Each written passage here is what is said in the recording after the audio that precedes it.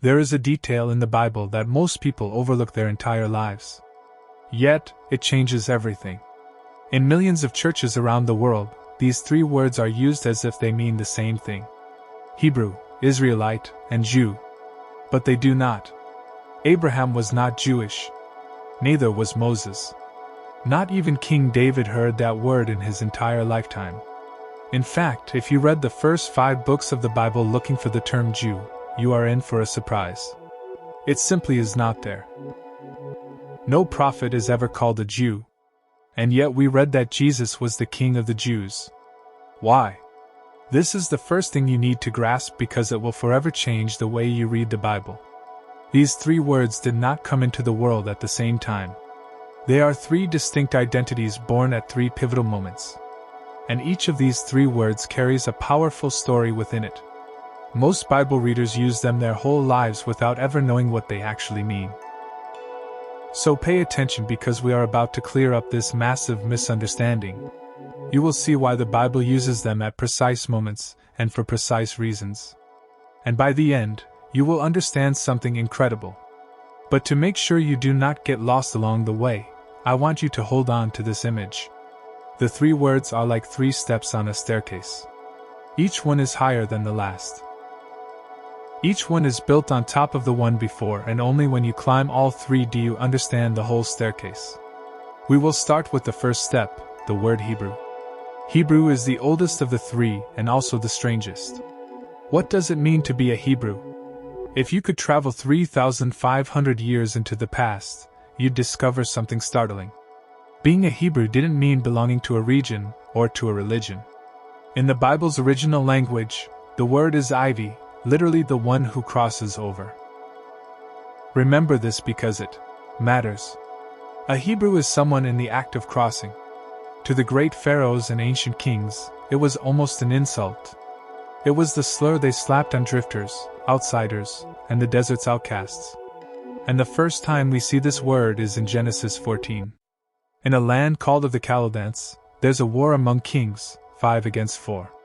One casualty of the conflict is a young man named Lot, nephew to a man still called Abram. The invader sees Lot along with everything he owns, and a frightened messenger slips away from the battlefield, runs across the desert, and finds Lot's uncle to warn him. And here is where we read the word Hebrew for the first time. Then one who had escaped came and told Abram the Hebrew. Abram the Hebrew. Until that moment, no one had been called that. Neither Abram's father nor his grandfather, nor any of the forebears listed in Genesis's long genealogies.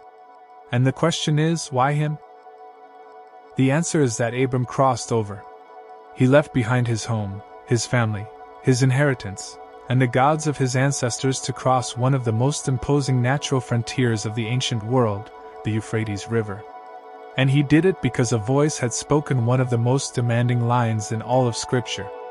Go from your land and your kindred and from your father's house to the land that I will show you.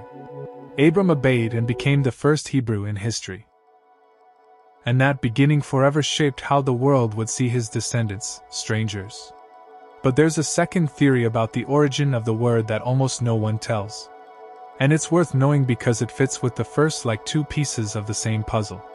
There was a man several generations before Abraham named Abba. Remember the name. It's one of those forgotten names in the Bible that deserves to be remembered. Eba was the great-grandson of Shem, Noah's eldest son, the one who survived the flood. Scripture keeps him in an apparently dull genealogy in Genesis 10. Read too quickly and you'll skip right past it. But there he is. So, what's special about Eber? Many scholars say the word comes from his name. In other words, the Hebrews would be quite literally the descendants of Eber, a family, a lineage, a vast surname reaching back to one of Noah's forgotten sons. The 2 theories may look different, but look closely and you'll see that at heart they say the same thing because the name Eber in Hebrew also means the other side. As if God himself had given the forefather a name that was a prophecy, as if in the very word Eber, the entire destiny of all his descendants were already hidden. The same word for a man, a people, and an act. Crossing. Crossing to the other side of the river, crossing beyond the known world, crossing to the other side of faith. And now notice something that confirms all this and runs all through Scripture. If you read the Bible carefully, you'll see a fascinating pattern. The word Hebrew is the label the world pins on Abraham's descendants. Look who uses the word Hebrew in the Bible. The Egyptians with contempt call Joseph that Hebrew boy. The Philistines terrified talk about the Hebrews coming against them. Even the prophet Jonah says, "I am a Hebrew and I fear the Lord." Hebrew is the outsource word. It's what others call you when you come from a world they don't understand. And there's more. In the late 19th century, a group of archaeologists uncovered something beneath the sands of Egypt. European archaeologists began unearthing clay tablets in Egypt, in Babylonia, and in Canaan. Tablets written in cave form made by pressing a stylus into wet clay that had lain buried for 3.5 millennia. And when they translated them, they kept finding a single word, Hebrew. And who were the Hebrew?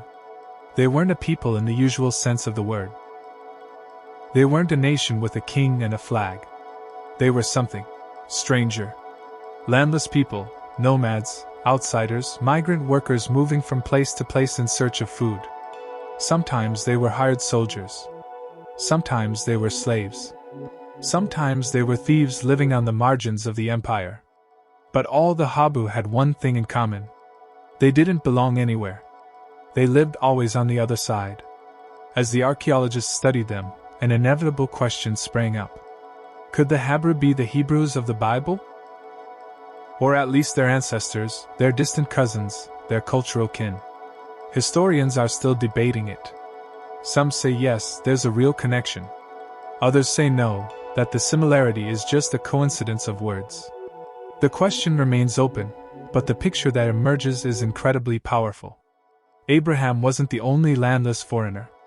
In that same time, there were other groups like him, families walking with everything they owned on their backs. And among all those men from the other side, among all those nameless pilgrims of the ancient world, God chose one, just one, Abram. And he gave him an extraordinary promise that would change human history. Go from your land to the land I will show you. I will make you into a great nation, and I will bless you, and in you all the families of the earth will be blessed. He crossed over.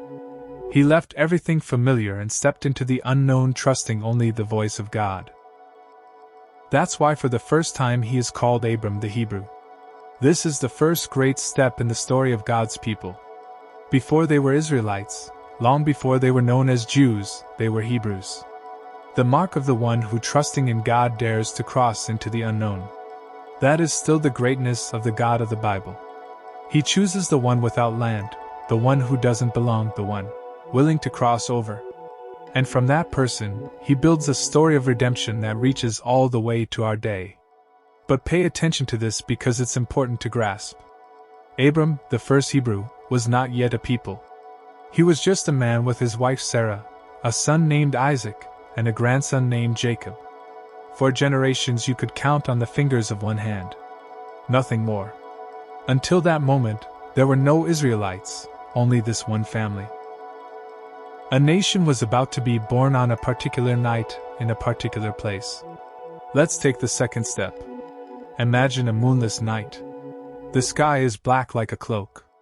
You can hear only the crickets, the wind, and the slow murmur of water. We are at the Jabbok River, a small river east of the Jordan River in what is now modern-day Jordan. Here stands a man utterly alone. His name is Jacob. Remember who he is, the grandson of Abraham, the first Hebrew. He has sent his wives, his 11 sons, and all his herds to the far side of the river. And something incredible is about to happen. But Jacob bears a heavy secret. 20 years ago, he deceived his old blind father to steal the blessing that belonged to his older brother, Esau. He had to flee with only the clothes on his back because his brother had sworn to kill him. He has lived in hiding far from home for 2 whole decades. Now he is about to go back home. Tomorrow at sunrise he will cross the river and come face to face with his brother. That is why he's terrified. He knows tomorrow could be his last day. And then in the deepest darkness, someone suddenly attacks him. Who? The Bible tells it with chilling simplicity. Jacob was left alone and a man wrestled with him until daybreak. A human figure in the dark. The Bible doesn't say who he is, where he came from, or why he appears at that exact moment. It only says he appeared, grabbed Jacob, and they started to wrestle. And they wrestled through the night. A desperate, silent, hand-to-hand struggle that drags on for hours until their strength is spent. The hours pass and neither one prevails. Jacob won't let go. Neither will the other. Just before dawn, the stranger does something odd. He touches Jacob's hip, just a touch, and the joint slips out of place. It's as if the stranger could have beaten him at any moment, but had been waiting for something. Even then, Jacob won't let go. Then the stranger says the strangest thing. "Let me go, for the dawn is breaking." Jacob, wounded, gasping, caked in mud up to his eyes, answers with one of the most beautiful lines in all the Bible. A line millions have repeated for 3,000 years in their darkest hours. "I will not let you go unless you bless me. I won't let you go. Even if I'm broken, even if you've left me limping for life, I won't let go. Not until you bless me." And the stranger asks him a question that sounds foolish but isn't. "What is your name?" Jacob answers with his own name. And as he speaks it aloud, everything falls into place. For the name Jacob in Hebrew means heel grabber, usurper, deceiver. It's the name his mother gave him when he was born, clutching the heel of his twin brother Esau. And it's the name of a liar. And by saying his name out loud before the stranger, Jacob is confessing. He's saying without saying it, "I am the deceiver. This is who I am." And in that very moment, in that instant of confession, the stranger speaks the words that change the course of the world.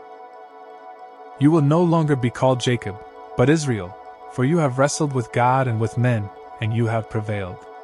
Israel, a new word, a new name, a new life. But what does Israel mean? Scholars have debated it for 2 millennia. The 2 earliest readings are these, and it's worth keeping both in mind. The first, Israel, means the one who wrestles with God. The second is subtler. Israel means God wrestles. As if the name could hold both at once. A man who wrestles with God and a God who fights for his people. And here is the precious detail that unlocks this whole step in the story. As long as Jacob was only Jacob, as long as he was just one man, the word Israelite didn't exist. There was no people by that name. Israel was a person, not yet a people. But that man, that new Israel, had 12 sons. And those 12 sons had large families. And each family became a clan. And each clan became a tribe. And all 12 tribes together called themselves with pride the children of Israel. In Hebrew, the Na Israel, the Israelites. That is the word Israelite, the descendants of that man who wrestled with God by the Jabbok. So, here's the thing. When the Bible talks about the people in the wilderness, when it tells of the people crossing the Red Sea as they flee Pharaoh, when it describes them receiving the 10 Commandments at the foot of Mount Sinai, it no longer calls them Hebrews. It calls them Israelites because they're no longer just individuals crossing a river. They're a whole people. A people descended from the man who wrestled with God and prevailed. Hold on to this difference between the first 2 rungs. It explains everything. Hebrew is the outsider's word. Israelite is the insider's word. Hebrew is the one on the outside. Israelite is the one on the inside. Hebrew crossed the river in search of a promise. Israelite stands within the promise. Hebrew is a pilgrim. Israelite is an heir. And that's why the whole first half of the Hebrew Bible, the Old Testament from Exodus onward, is marked by this second word. Israel. Israel. Israel. Let's run through it quickly so you can see the arc. The people of Israel leave Egypt under Moses. The people of Israel cross the Jordan under Joshua. The people of Israel take the promised land. The people of Israel ask for a king, and God gives them Saul first, then David. King David rules Israel from Jerusalem for 40 years. And his son Solomon, at the peak of glory, builds the first temple in Jerusalem, the center of worship for a united Israel. 400 years of one people, one land, one temple, and everything is fine until it isn't. Because the day Solomon dies in 930 BC, that united kingdom splits in two. The 10 northern tribes rebel and break away, keeping the old name for themselves, Israel. The 2 southern tribes, the ones that keep the city of Jerusalem with Solomon's temple inside, take on a new name, a name that comes from the larger of the 2, the tribe of Judah. And here quietly, the 3rd step is born. But it still isn't the word Jew as we understand it today. For that word to carry the brutal weight it does, something terrible still has to happen. A catastrophe on the scale of the end of the world is still to come. Still to come is a vast empire crushing what little remains. Still to come, a city blazing in flames. And still to come, the most painful journey the chosen people will ever make in all their history. We climb to the 3rd step. Before we step into the fire of Jerusalem, I want the timeline to be clear because a lot happens here in just a few centuries. Let's recap. Solomon dies in 930 BC. The united kingdom of Israel splits in two. To the north lies the kingdom of Israel, home to 10 tribes. To the south remains the smaller kingdom of Judah, 2 tribes, yet holding on to Jerusalem and the temple. For 2 centuries, the 2 kingdoms live apart until the first catastrophe arrives. 722 BC, the Assyrian Empire crushes the northern kingdom. The 10 tribes are deported and vanish into history. They are the so-called 10 lost tribes of Israel. They disappear from the map. Only the 2 southern tribes survive in the kingdom of Judah, and they will endure another century and a half until their own catastrophe comes. And now we enter the scene that changes everything. Close your eyes for a moment and picture it with me. It is the summer of 587 BC in Jerusalem. The sun beats down like a hammer on the city's stones. The city has been under siege for more than a year and a half. The Babylonian army is camped at the foot of the walls. Patient, immense, unyielding. Its king, Nebuchadnezzar II, the most powerful man in the known world, has decided that this time there will be no mercy. This time there will be no peace treaty. This time the city of David is going to disappear from the map. Inside the walls the situation is indescribable. People are starving. The cistern are almost dry. Children cry for water. The soldiers, exhausted, no longer have the strength to defend the walls. The young king of Judah, a man named Zedekiah, knows the end is only days away. One night in silence, Zedekiah tries to escape. He slips out of Jerusalem with a small band of men through a secret gate between 2 walls. But the Babylonians catch him on the plains of Jericho. They drag him in chains to Nebuchadnezzar's headquarters. And there, before his eyes, the Babylonians execute his sons one by one. And when he has watched all his sons die, the Babylonian soldiers come up and blind Zedekiah. The last thing he ever saw was the death of his entire line. Then they dragged him in chains to Babylon, where he died in a dungeon, never seeing the light again. Meanwhile, the Babylonians pour into Jerusalem with all their troops, and they burn it. They set fire to the houses in the poor quarters. They torch the palaces of the upper city. They burn the walls, the gates, the storehouses, and above everything else, they burn the one thing that truly mattered, the temple, Solomon's temple, the house of God, the center of the people's faith. For nearly 400 years, flames climb into the sky. Smoke covers the sun. The glory of ancient Israel becomes gray smoke drifting over the hills of Judea. And the survivors are driven into exile, loaded like cattle, roped together, women with babies in their arms, the elderly, priests with their vestments torn. Scribes who have managed to save a few sacred scrolls hidden beneath their clothing. Children looking back as the smoke of their city disappears on the horizon. They walk for weeks through the desert, hundreds of miles, until they reach the greatest city in the known world, Babylon. An immense city with its hanging gardens, double walls, its gates painted lapis lazuli blue. A pagan city full of strange gods, strange tongues, strange customs. And there in Babylon they stay and they weep. There is a psalm, Psalm 137, written by one of the exiles that preserves the very sound of that weeping. By the rivers of Babylon, there we sat down and wept when we remembered Zion. And through their tears, they ask a question, the hardest question a people can ask themselves: who are we now? Because up to this moment, they had always known who they were. They were the people of Israel, or the people of the kingdom of Judah. But Israel, the northern kingdom, had been annihilated by the Assyrians 200 years earlier. And now the southern kingdom had been destroyed as well. They had no king, no land, no temple, no altar for sacrifices. They had nothing. The only thing they had left was an identity. And to name it, they needed a new word. Naturally, it came from the name of the larger of the two tribes that had survived, the tribe of Judah. In Hebrew, Yehudah. And from there came the word Yehudi, which simply means one who comes from Judah, one who belongs to the tribe of Judah. That word passed from mouth to mouth, from generation to generation until it became the normal way to refer to the entire people.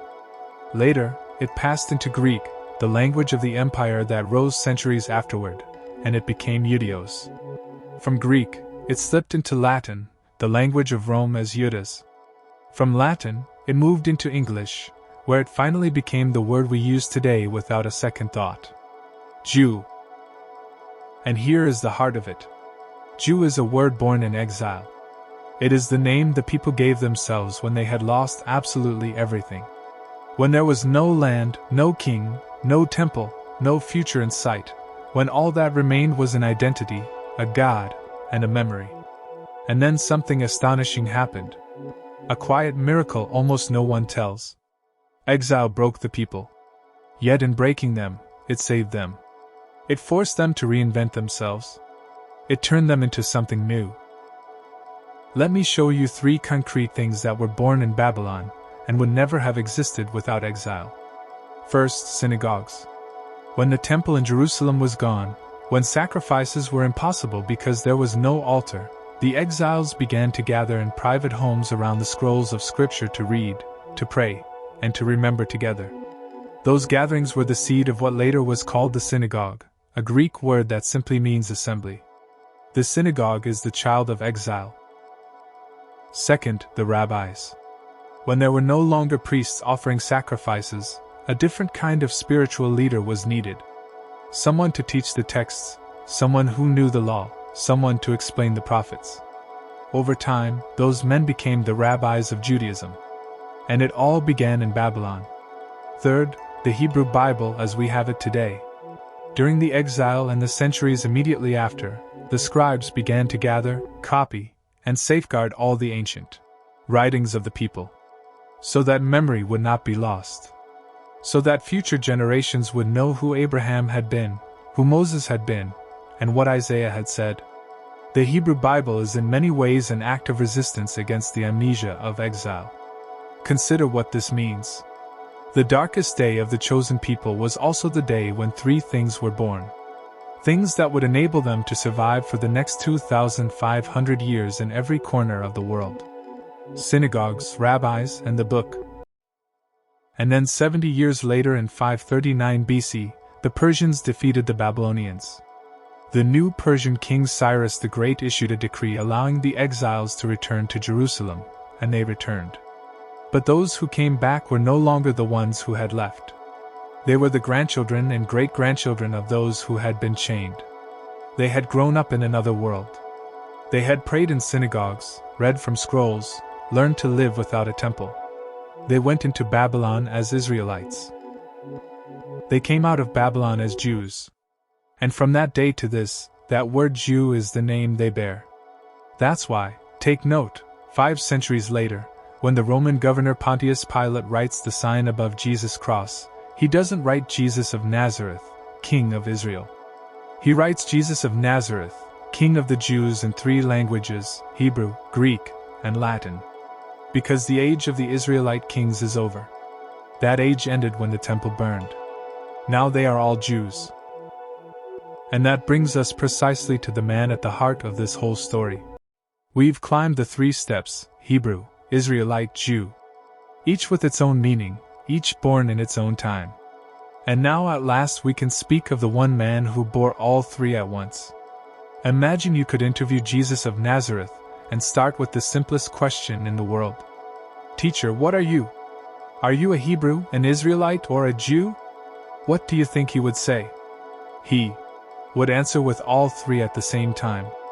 And he would be right on all three counts. And now, after the whole journey we've taken, you're going to understand exactly why he was a Hebrew with all the ancient weight the word carries. He spoke Hebrew in the synagogue of Nazareth when he rose to read from the scrolls of the prophets. He knew the biblical Hebrew of Moses and David. And above all, according to the Gospels, he traced his line directly to Abraham, the first Hebrew, the man who crossed the Euphrates. Notice how carefully Matthew's Gospel opens the whole New Testament. It doesn't start with Mary and Joseph. It doesn't start with Jesus being born. It starts with this line: "The book of the genealogy of Jesus Christ, son of David, son of Abraham, son of the first Hebrew, son of the one who crossed over." He was an Israelite because he belonged to the people of Israel, the 12 tribes. Specifically, he came from the tribe of Judah. And there is a beautiful moment in the Gospel of John that shows exactly what Jesus meant by Israelite. One day he sees a man named Nathanael coming toward him. He doesn't know him. But before Nathanael can say a word, Jesus says, "Here is a true Israelite in whom there is no deceit." Sit with that line. It's the best definition of an Israelite ever given. And why does Jesus say deceit? Because it is the exact opposite of the ancestor from whom the word comes. Jacob before that night by the Jabbok was the deceiver. Jacob spent his life deceiving until the night he wrestled with God and asked him for the blessing face to face. An Israelite in the deepest sense is someone who no longer needs to deceive. The one who no longer steals the blessing. The one who receives it while looking God straight in the eye. And when Jesus looks at Nathanael, he sees a Jacob already transformed. And he was Jewish in every official record of his day. He lived in the Roman province of Judea. He was circumcised on the 8th day exactly as Jewish law commands. He was presented in the temple in Jerusalem as Jewish law prescribes. He celebrated Passover every year. He attended the great festivals. And in the end, he died beneath that Roman sign that read in 3 languages, King of the Jews. 3 words, 1 man, 1 identity threaded through all 3 dimensions at once. And here is the great mystery Christianity has always tried to explain. For Jesus was Jewish, yes, but not only Jewish. And the first Christians were not ex-Jews who had switched religions. They were Jews who believed that the Messiah their people had awaited for centuries had come. Jews who celebrated Passover, and that very night broke bread in remembrance of Jesus. Jews who went to the temple to pray at the hours set by the law and at the same time gathered in private homes to read the letters that reached them from a missionary named Paul. And speaking of Paul, we've finally come to the man who can bring this journey to a close. First, let me take you to a small room in the Greek city of Corinth in the year A. 58. The light is dim, a wooden table, a scribe seated with a quill, and an open parchment scroll. And there's a man pacing back and forth dictating. The man is short, bald, his gaze intense. He is the Apostle Paul, former Pharisee, former persecutor of Christians, now the most tireless missionary in the entire history of Christianity. The letter he's dictating is addressed to the Christians in Rome. When he reaches chapter 11, Paul pauses for a moment. He's speaking about the Jewish people, his people of old, and he wants to make it clear that he belongs to them, too. And he says this: I too am an Israelite. Israelite. That's the word he chooses. Now jump ahead with me a few years. Paul is writing another letter, this time to the Christian community in Philippi in northern Greece. He wants to remind them that no one can outdo him in credentials. And he says something different. A Hebrew of Hebrews as to the law, a Pharisee, a Hebrew of Hebrews. This time he doesn't use Israelite. He uses Hebrew. And there is still a third scene. Paul stands before King Herod Agrippa in Caesarea defending himself a prisoner against the accusations that have brought him there. And he introduces himself like this: I am a Jew born in Tarsus of Cilicia. Jew. Third word, third scene, third letter. 3 different words he uses to describe himself. Is Paul confused? A copist error? A lapse? Not at all. Paul was a Pharisee trained at the feet of Gamaliel, one of the most respected rabbis of his day. He knew every word of Scripture, every nuance, every ancient echo. And for him saying, "I am a Hebrew," was not the same as saying, "I am an Israelite." And saying, "I am an Israelite," was not the same as saying, "I am a Jew." And now, after the journey you have made, you can understand why. When Paul speaks to a Gentile audience to pagan Romans and wants to underscore with pride that he belongs to the people chosen by God, he says, "I am an Israelite." Because Israelite is the word of the covenant, the word of the chosen people, the word that comes from Jacob wrestling by the river. When Paul wants to make it clear to the Philippians that he's among the strictest, the purest, those who can trace their line of faith back to the earliest forefathers, he says, "A Hebrew of Hebrews." Because Hebrew is the word of beginnings, Abraham's word, the word that reaches back to the very start.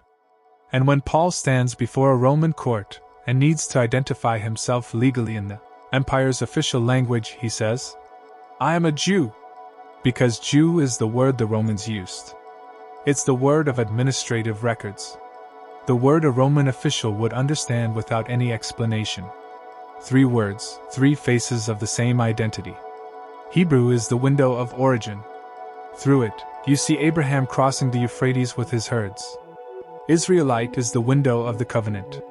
Through it, you see Jacob wrestling with God by the Jabbok. Jew is the window of history. Through it, you see the people in chains walking to Babylon and then returning transformed forever. And they all look to the same God. The God who called Abram, who gave Jacob a new name, who sustained his people in exile, and who through all these stages at last sent his own son, born under Jewish law, into a small village called Bethlehem. Nearly 4,000 years have passed since Abraham set foot on the far side of the Euphrates. Nearly 3,500 since Jacob wrestled with God by the Jabbok on a moonless night. More than 2,500 since Jerusalem burned and the Babylonians drove the people in chains across the desert. And yet the 3 words live on alive and breathing as if the millennia had never touched them. Today, anywhere in the world, if you step into a synagogue, you'll hear the word Hebrew for the sacred language in which the Torah is written. Hebrew is the language of prayer, the language in which Moses wrote the first 5 books of the Bible. 4,000 years later, the tongue of the one who crossed the river is still the tongue of the people of the book. If you listen to the news and hear about the modern state of Israel, founded in 1948, you'll hear the word Israeli for its citizens. And although Israeli isn't exactly the same as Israelite, both trace back across 3,000 years of history to that night by the Jabbok River when a man named Jacob received a new name. And if you open any newspaper, you'll hear Jew used as the ordinary word, the everyday word, the word that defines a religion, a culture, an entire people scattered across the world. And within that word,